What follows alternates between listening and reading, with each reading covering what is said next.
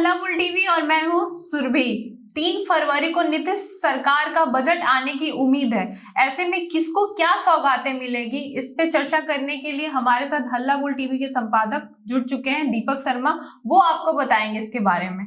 देखिए, देना तो है 2 लाख सरकारी नौकरियां, पे कमीशन का ऐलान करना है, महिलाओं को 2-2 लाख रुपए देने के लिए पैसों का इंतजाम करना है। और यह जो बजट होगा यह बिहार का अब तक का सबसे बड़ा बजट होगा। इसमें क्या क्या होगा इसकी कुछ झलक हम दे सकते हैं।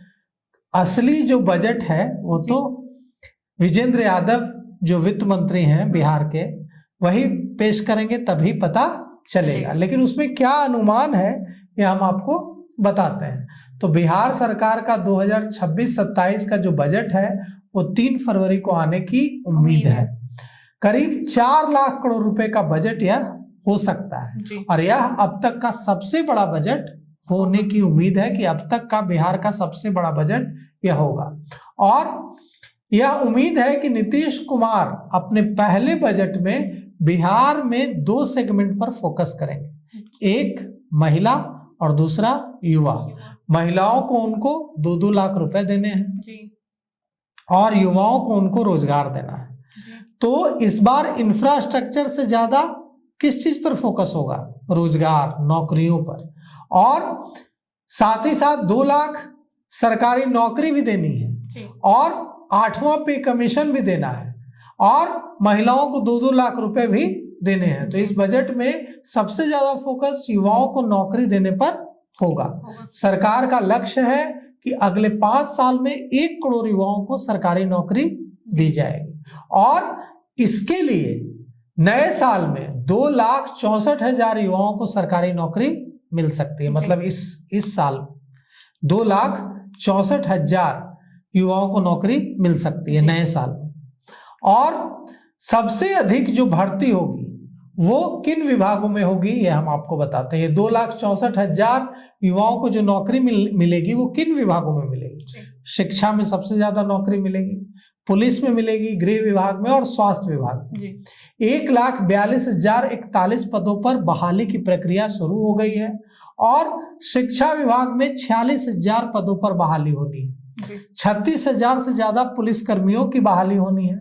तो किस विभाग में कितनी बहाली होनी है ये इसकी जानकारी हम आपको देते हैं। शिक्षा विभाग में 46,546 बहाली, पुलिस में 36,568 बहाली, समाज कल्याण में 4,549 बहाली, स्वास्थ्य विभाग में 3,945 बहाली, सप्लाई डिपार्टमेंट में 234 बहाली, पंचायती राज विभाग में 9,540 बहाली, राजस्व और भूमि सुधार में 1990 बहाली, जल संसाधन विभाग में 4,014 नौकरियां, कृषि विभाग में 5,366 नौकरियां, नगर विकास विभाग में 5,100 नौकरियां, ऊर्जा विभाग में 6,600 नौकरियां, साइंस एंड टेक्नोलॉजी में 2,400 नौकरियां, लघु जल संसाधन में 700, पशुपालन में 700, ST/SC में 200, PHED श्रम संसाधन में 1900, पथ निर्माण में 1150, ग्रामीण कार्य विभाग में 1,000, भवन निर्माण में 1,530 और भवन निर्माण में 1,500, मद्य निषेध में 71, योजना विकास में 170, मंत्रिमंडल सचिवालय में 260 नौकरियां आएंगी, बहाली आएंगी। कॉमर्शियल टैक्स में 1,200, आपदा प्रबंधन में 165, ट्रांसपोर्ट में 21, गन्ना उद्योग में 240, खेल विभाग में 280, उद्योग विभाग में 160, अल्पसंख्यक विभाग में 10, खान एवं भूतत्व विभाग में 19, पर्यटन विभाग में 10, इंफॉर्मेशन टेक्नोलॉजी में 24 और जो दूसरे विभाग हैं उसमें बहालियां निकलेंगी। साथ ही साथ सरकार का जोर शिक्षा पर बहुत ज्यादा होगा। ऐसी उम्मीद है कि सरकारी स्कूल में बेहतर शिक्षा उपलब्ध कराने के लिए सरकार खर्चे बढ़ाएगी और इस मद में बड़ा आवंटन किया जा सकता है। तकनीकी शिक्षा पर जोर दिया जाएगा और क्लास 6 से ही कंप्यूटर की पढ़ाई सरकारी स्कूलों में अनिवार्य की जाएगी। इसके लिए पैसों का इंतजाम भी किया जाएगा। पिछले बजट में भी शिक्षा विभाग को बजट का सबसे बड़ा हिस्सा यानी कि 19.24% मिला था। सरकारी कर्मचारियों के लिए यह बजट बेहद खास हो सकता है क्योंकि सरकारी कर्मचारियों के लिए 8वें वेतन आयोग की अनुशंसा की जा सकती है और बिहार में 7वें वेतन आयोग की अनुशंसा 1 अप्रैल 2017 को प्रभावी हुई थी। अब 8वां वेतन आयोग की अनुशंसा में देखिए क्या कुछ तोहफे मिलते हैं सरकार की तरफ से कर्मचारियों को। साथ ही साथ जो स्वयं सहायता समूह हैं 10,81,000 स्वयं सहायता समूह हैं और इनसे लगभग 1.5 करोड़ महिलाएं जुड़ी हुई हैं। इन महिलाओं को कैसे और ज्यादा सशक्त बनाया जाए, एम्पावर किया जाए, इसके लिए भी सरकार बजट में घोषणाएं कर सकती है। और महिलाओं को जो 2-2 लाख रुपए देने हैं उसके लिए पैसों का भी इंतजाम, पैसों का प्रबंध सरकार को बजट में करना होगा।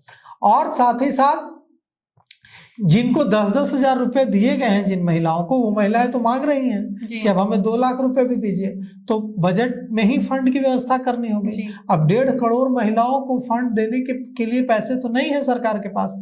अब बिहार सरकार कैसे इंतजाम करेगी 1.5 करोड़, बिहार की 1.5 करोड़ महिलाओं को 2-2 लाख रुपए देने का, या भी इसका भी इंतजार सबको है। पिंक बस सेवाओं का विस्तार किया जा सकता है। महिलाओं के लिए जो विशेष बसें चलाई गई हैं, पिंक बस, जिसमें सिर्फ महिलाएं यात्रा करती हैं।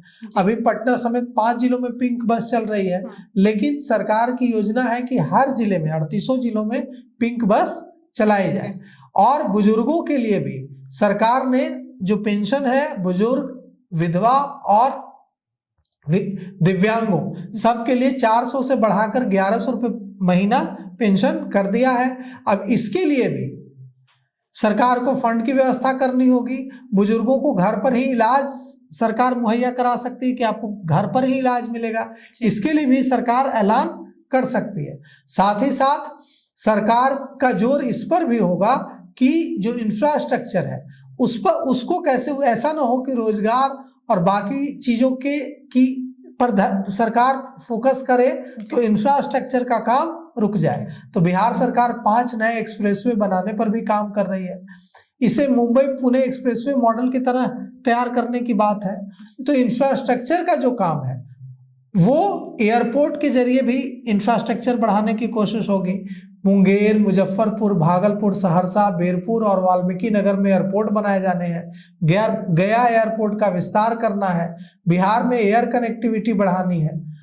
अब इसके लिए सरकार को पैसों का इंतजाम करना होगा। तो सरकार को अगर पैसों का इंतजाम करना होगा तो सरकार ने इसके लिए सर्कल रेट जमीन का बढ़ाने का फैसला किया है। जमीन का सर्कल रेट बढ़ाने, कहा जा रहा है कि 3 से 4 गुना तक बढ़ाया जा सकता है सर्कल रेट, जिससे जमीन खरीदना और महंगा हो जाएगा।